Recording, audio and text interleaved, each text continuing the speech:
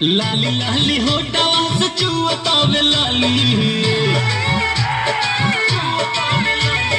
लाली लाली होठवा से चुअतावे लाली, लाली लाली होठवा से चुअतावे लाली। अमर पाली रे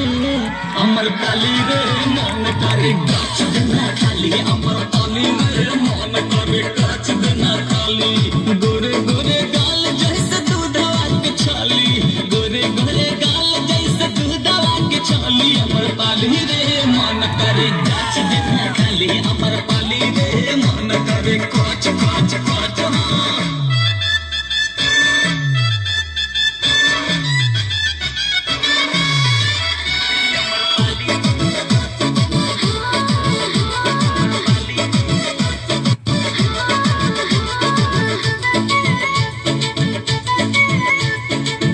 काठी खियवले रानी बोला मम्मी पप्पा हो, गट से गटोकली का भइल गोल गप्पा हो।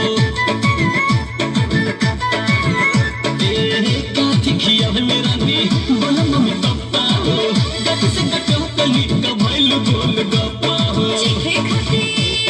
चीखे खातिर काहे तू आड़ गइला, काहे निरहु तू ऐसे बिगड़ गइला, काहे निरहु तू ऐसे बिगड़ गइला।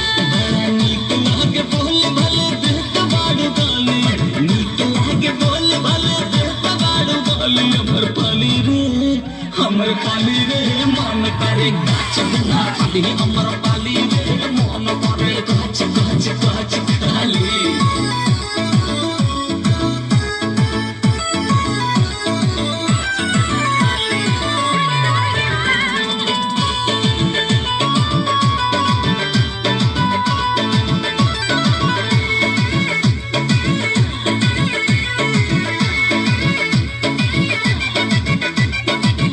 अखियाँ तोहार दुनू लगता है रिस्की हो, जान लल कहियो हमर लागे बड़ा रिस्की हो। ए मैडम अखियाँ तोहार दुनू लगता है रिस्की हो, जान लल कहियो हमर लागे बड़ा रिस्की हो। जहिया जाता में बबुआ जाता जइबो, टूटल खुदी के जैसन छिटा जइबो, टूटल खुदी के जैसन छिटा जइबो। मान हरिया त तोहर देख हरियाली, मान हरिया त तोहर देख हरियाली। हमर पाली रे मन करे गाछ बिना खाली, हमर पाली रे मन